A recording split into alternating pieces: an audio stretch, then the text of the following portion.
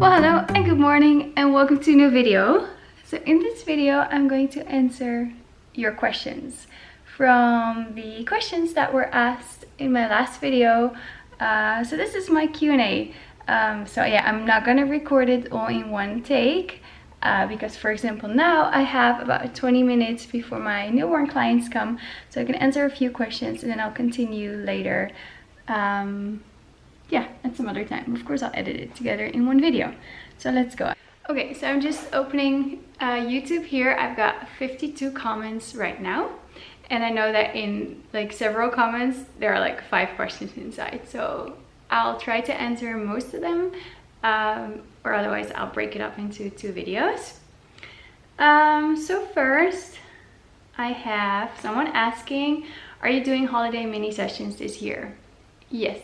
I am doing Christmas minis, which will probably be the next video coming up because I just recorded the behind the scenes video of creating my ad, so that one might come up first. But anyway, I am organizing Christmas minis this year. I don't do like Easter, Valentine's Day. Well, I didn't do it last year. I might do it, you know, the coming year. You never know. But the minis I have done are like more like a orchards, like in between like apple tree blossom minis, or like in between the purple flower minis, autumn minis, but not as like holiday themed, except for Christmas. I do Christmas. We don't celebrate like Halloween here a lot. Like some people do, but most don't, so no Halloween. Can you show behind the scenes and finished photos? I do that a lot in my videos actually. How do you book all your session appointments? What calendar program and what invoicing program do you use? I actually don't. People send me a message that they're interested in a photo session, either through the contact, like the booking contact form on my website, or just sending me an email, and then we just communicate by email scheduling the session. So like I give them some options to choose from. Or you know, they start with giving me some preferences as far as like dates and times, then I give them some options to choose from. They choose one, I confirm by email. So yeah, it's no program. Same for invoicing. Well, I sent them like a payment link directly from my bank app here on my phone. So I have an app of my bank account, I can see my balance and everything, and I can send a payment request by email or WhatsApp. I use email, so I just send them the payment link, and then I can see in my bank app if they paid. I also make invoices if they want, but I just make them very old school. I have like Excel, and then I transport them to like a Word document, and then I create like a PDF out of it. Very old school. I should probably get like a fancy program to help me, but at this moment I don't. When will you be offering editing training videos? Maybe the coming year. 2020 might be your year. Love to see videos shopping for props and little slices of life in the Netherlands. That's what she loves. That's great.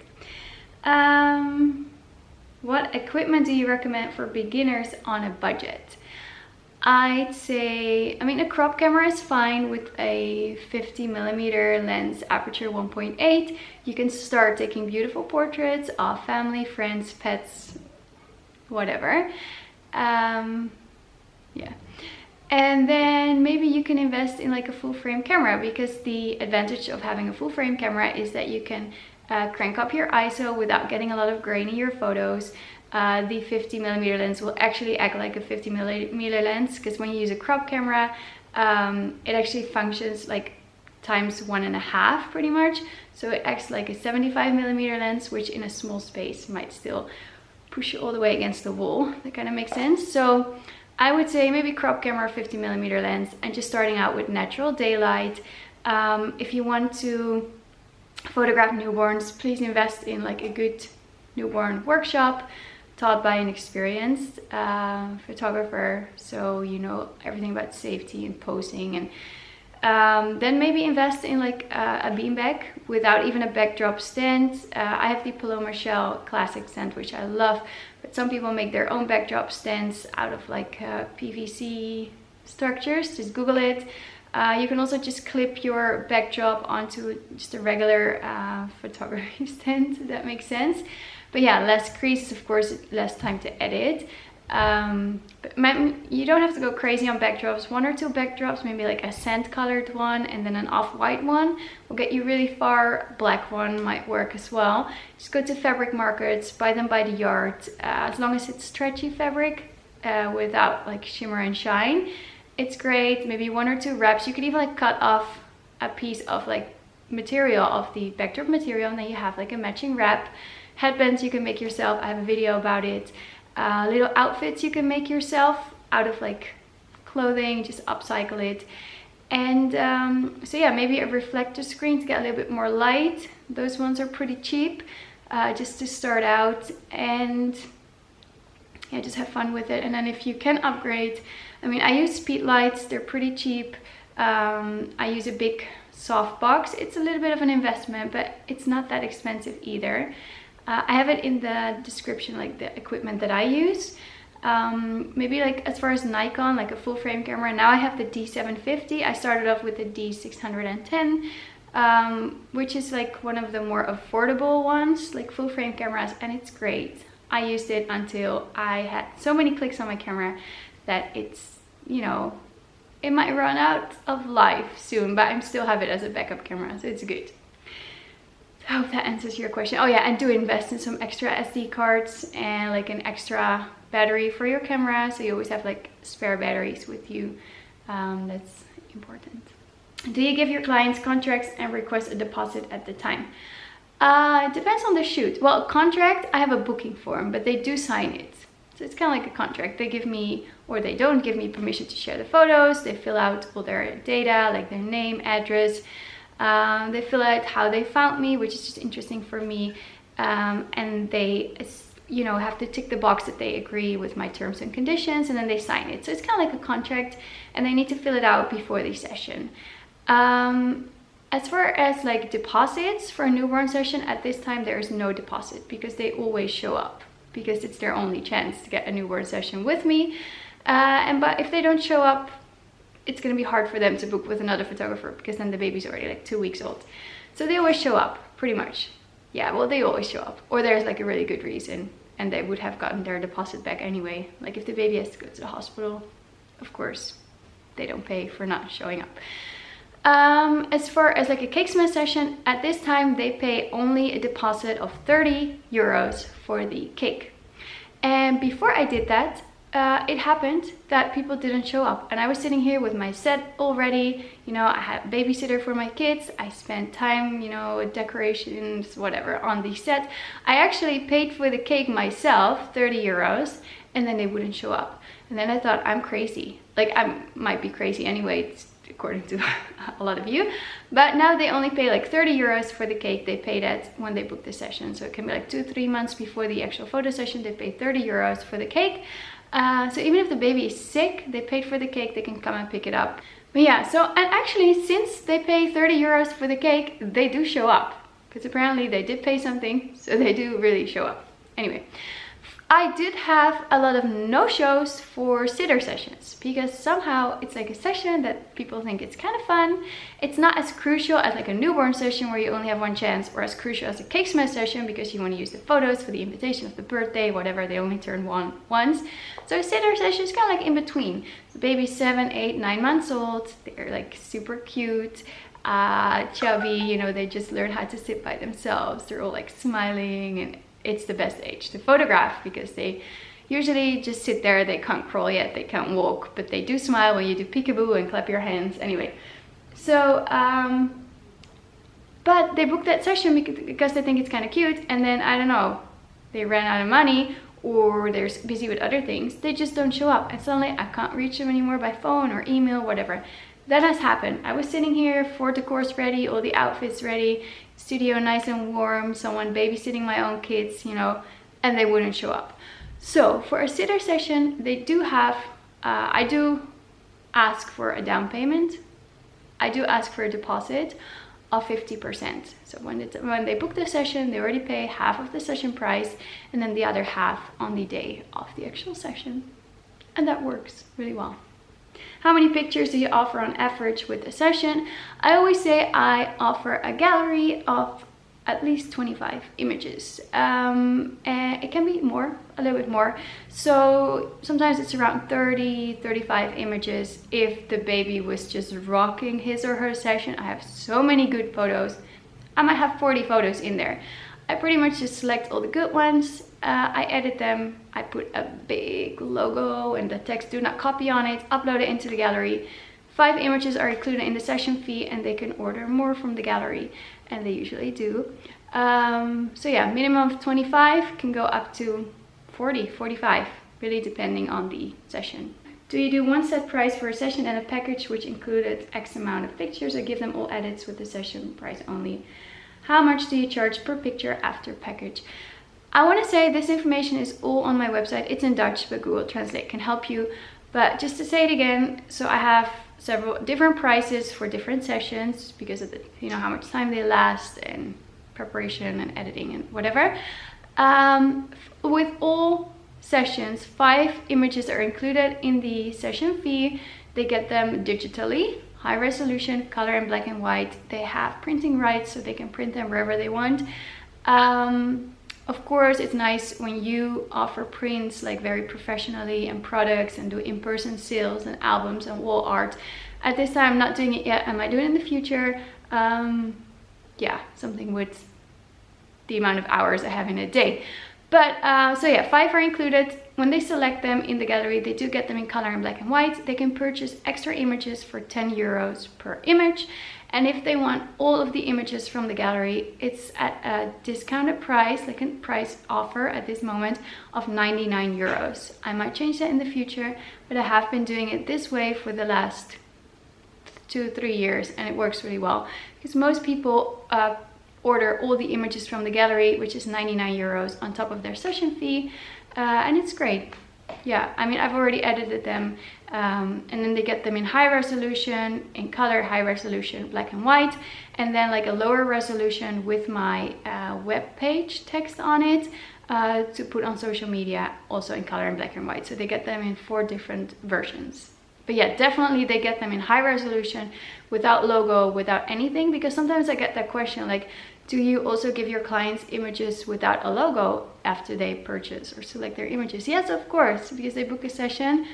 They want to have their images without their logo, my logo, to print.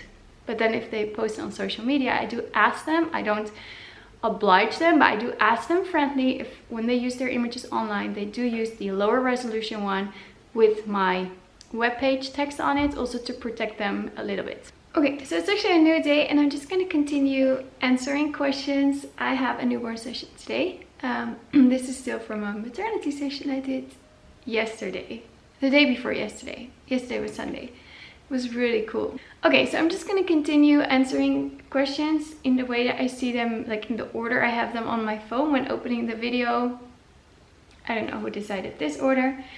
But next question, when are you moving to your new house studio? It's actually in less than 2 weeks.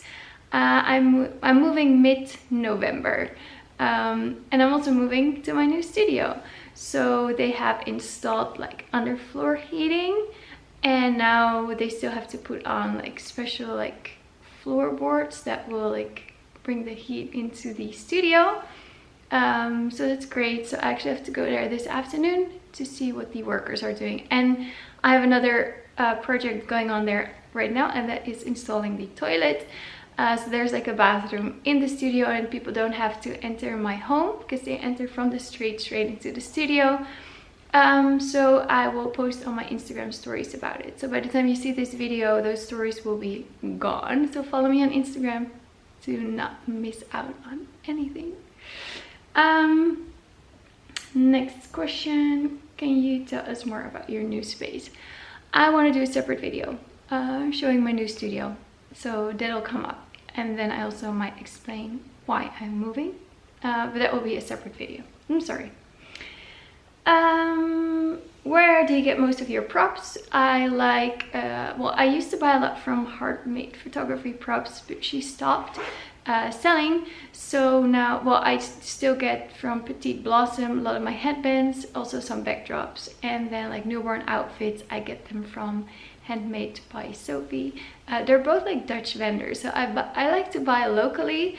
But yeah, I mean, if you are a vendor and you want to send me some of your items, add like a business card, I can unbox it in an Instagram story, use it in my session, and then maybe even like send you some of my images with logo, which you can use on your webpage, and then I can share your items with my followers. As far as like outfits for sitter sessions, I do also buy from the H&M and the Zara.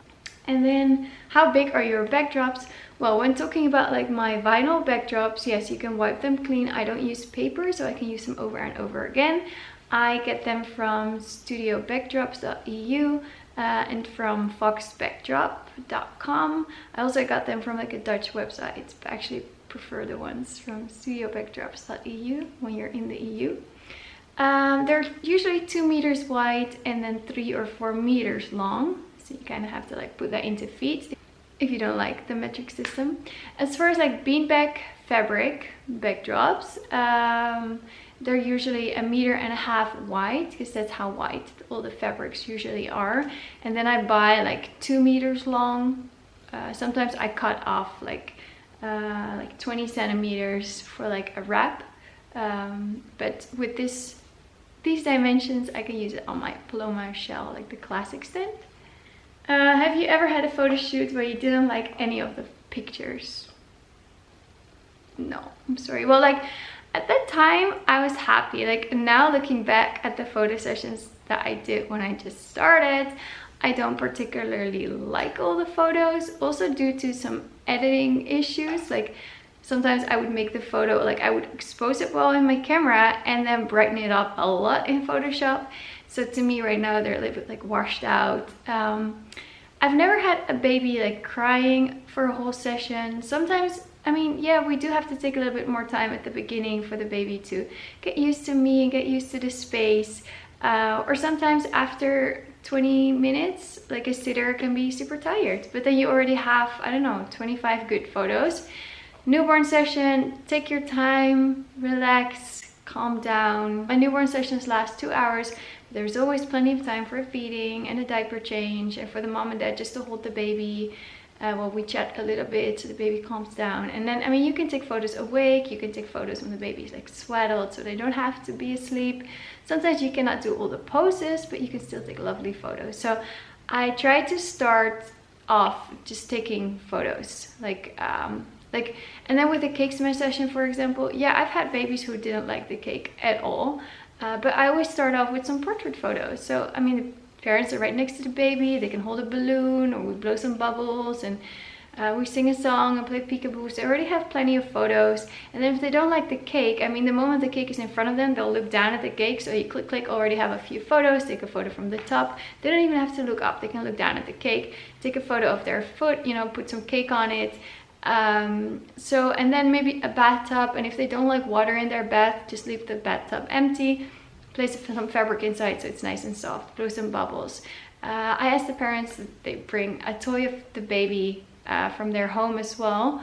So I've actually never had a session where I didn't like any of the photos. I'm really fortunate that I've never had that happening, but of course you check on your camera if your exposure is right. And then, yeah, you can adjust it during the session so that not by the end of the session you realize that they were all overexposed or underexposed, or yeah, just make sure that you always check your camera settings as well, so that, yeah, everything should be fine. And then sometimes I look for the light outside as well when you do a family session or a maternity session. You take some photos and then you look at your camera and you're like, oh, maybe it's not as pretty to have them like directly into the sun, or it's just like something in the background is really distracting. So you move, so you look for the light. So I always say, okay, the first photos are just some test shots. I'm just gonna test out the light, so you don't have to look at the camera or anything. And then I can like find beautiful light and then continue from there. And then if, like, I always like to change as well. So I don't just use like one background when I'm taking photos outside, but maybe like look for a wall and then for some trees and maybe a bridge or just something like variety in your backgrounds. And then you can say, wow, now I have really a sweet spot, like the sun is perfectly behind them, it's like golden sunlight. So those photos might be the best of the whole session, but the other ones were also good to include them into the gallery. Someone said, I did a cake smash a week ago, feel like I did a bad job with lighting and also placement of my setup. Can I ask what your big lighting is, please? I have 2 small soft boxes, but they don't give off much light. Well, actually for my newborn sessions, sitter sessions, cake smash sessions, I use very basic lighting. So for my newborn sessions, I just use one Speedlite. It is in a Westcott Apollo 50-inch softbox. It's in the description of my video as well, like the gear I use. And then for a cake smash session or like family portraits during a newborn session, and for the sitter session, I have an extra Speedlite pointing towards the ceiling, bouncing off just to give some extra fill light, so you have less harsh shadows and just to lighten up the set. Sometimes it's better to have one huge softbox, so you have very soft light. And it doesn't have to be like a strobe, it can be Speedlite like I use. Instead of like 2 smaller softboxes, because the light can be a little bit harsh. And I also, of course, I have daylight in the studio. It's not all, it's not pitch black here, like when there's no studio lights going on. So that's always good to have some daylight as well. I was just wondering about the flash that bounces off the ceiling. Why aren't you using it on the camera nowadays? Because I love having it off. Because when I have it on the camera, I have to like move it. So when I take a horizontal photo, it's this way. And then when I take a vertical photo, I have to change my Speedlite and then pointing it towards the ceiling again. So all time, mid-session, I'm like twisting and turning my Speedlite. Right now, it is set. It is hanging in there. Let me show you. So this is what I'm talking about. So this one is pointing up towards the ceiling. It's in one spot. It doesn't move. It just stays there. And it just gives some extra fill light on the whole set. I can lift it up, take it to the next spot because there's no power cords, no cables. And I prefer it instead of having it on the hot shoe of my camera. Also, I have a trigger on the hot shoe of my camera. And otherwise, you kind of have like a trigger, and then on top of the trigger, you have another Speedlite. And it all gets really bulky, and it's in front of your face, and the baby is usually really distracted when there is a camera and a phone and any electronic device inside, and I want them to look at me and interact with me and smile at me. So the bigger the camera you have in front of your face, the more distracted the baby might be. So and on the trigger I use right now, I cannot add an extra Speedlite, so yeah, it works. I love watching my videos. You bond with your children as they help with projects and come to work with you. That's great. Would be really interested to find out about contracts, agreements, covering yourself with regards to the cake eating. Yeah, it's in my terms and conditions. It's in Dutch on my website, but you can put it in Google Translate. It does say like, I'm not responsible for any child not cooperating in the photo session. I will make sure the sets are ready. I have my equipment. I am there. It's temperature is good in the studio. I have outfits, props, accessories, whatever. If the child is not cooperating and they just don't want to eat the cake, I'm not responsible. So there's no refund for that officially. I've never had it happen that I couldn't deliver a gallery with some beautiful photos of the cake smash session. Maybe if really the baby's just coming in crying, feeling sick, I don't know, teething, whatever, like super tired, and they just don't want to be away from the parent at all, like I cannot take a single photo of the child, I might say after 10 minutes, okay, let's reschedule. Let's try again next week, and then they don't have to pay extra, of course, but in my in my terms and agreements, it says I'm not responsible for the child's behavior.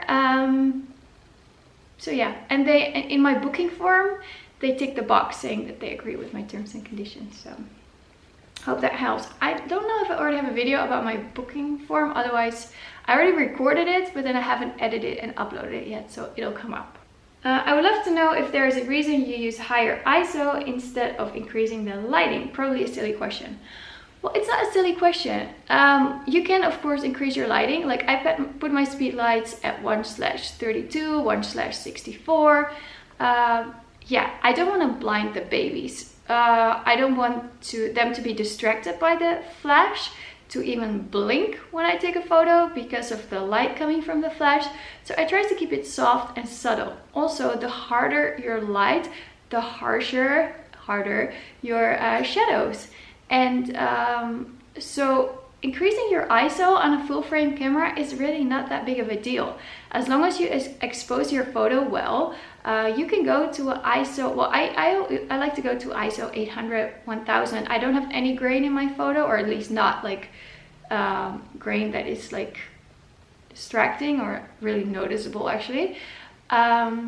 So yeah, I can increase my ISO just fine. On a crop camera, you might notice it a little bit more in the darker areas of your photo, especially if you need to light up your photo afterwards in Photoshop or Lightroom. So, I mean, you can increase your light a little bit, maybe slow down your shutter speed, but I don't want to go slower than 1/200 with my shutter speed because I don't want to have like blurry photos. I flash into the softbox and then it's reflected by the silver inside, and it's really soft. It's just like a really soft light source. So it's very flattering for the baby, no harsh shadows, and it's kind of like the effect of like a big window. And even like when newborns have their eyes wide open looking at me, you don't see them blink when I take a photo and the flash is firing. Of course, there's no flash coming directly from my camera, but it's still coming from the softbox. But you don't even see them like looking at the softbox like the older babies. Like I've had maybe 1 or 2 babies ever who were just like really like noticing the flash, and they were just like looking at the Speedlite, the softbox. Every time I took a photo, I'd just be like really confused, like where did that come from? But most babies don't even blink or notice. I love all those sweet comments as well. I love your channel energy. You always have something interesting to show. I want to know if you study photography or are you self-taught? Both. So I've attended workshops. I've taken like Photoshop classes. I've attended like newborn photography workshops, like wrapping workshops. The whole like lighting triangle, like your eyes or your aperture, your shutter speed. I've kind of like researched that myself by looking like at YouTube videos and just trying it out in my camera, taking photos. So like the technical side of like photographing, I'm self-taught. So of course I'm not a pro. Like I might not know a lot of things still. Like looking at, you know, like the rules of like 1/3 or like the lines in your images, or your white balance, stuff like that. I've been a little bit self-taught, and then like really specializing in newborn and baby photography, I have attended courses and workshops. We'd really love to attend a workshop taught by you. Are you planning to offer workshops soon? I'm considering it, maybe 2020, 2021, so stay tuned. It'll definitely be on Instagram and my YouTube channel. Yeah, stay tuned, because I'd love to, especially when it involves traveling. I love traveling. How do you keep the tissue paper honeycombs from being squished during a cake smash? I place them behind the baby a lot. Like the baby is not sitting in the same line as the honeycombs and the fluffy paper balls. I used to have that, and then I had to throw them away after every session. Okay, so I think I only have like 3 more minutes before my SD card is full, so I'm just gonna answer a few more questions. Question: how many sessions do you schedule a week, and how many days a week?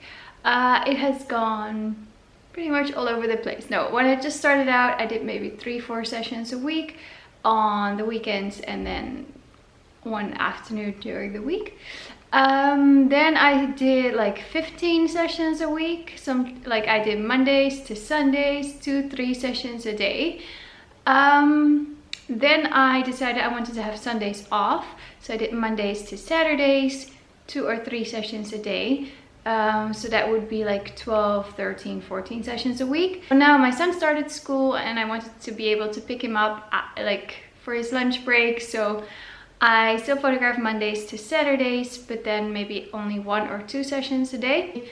So I did maybe 7-8 sessions a week for the last few months. So yeah, I could pick him up, and then maybe on a Saturday I would do 3 sessions, 2 or 3 sessions. Today it's Saturday, I have 2 newborn sessions. Tomorrow it's Sunday, and I actually have my Christmas minis. So I haven't been working on a Sunday for a long time. We're gonna move next week, and then I'm going to have maximum, well, to start off, maximum I think 7 sessions a week. And so it's going to be 2 on Mondays, 2 on Tuesdays, 1 on Wednesday, 1 on Thursday, and 1 on Friday. And then I'm going to have the weekends off to spend time with my kids. Okay, so the clients were here, so I just finished a newborn session and now I have another one. But to answer your question, so yeah, in my new studio I'm gonna do a maximum of 7 sessions a week. Yeah, enjoying the weekends off. And then because they go to school, the kids, it's nice to do something fun in the weekends. I might do a little bit less sessions and focus more on some videos and then some free work and model calls and who knows. Okay, what is your typical editing time for a newborn session and milestones?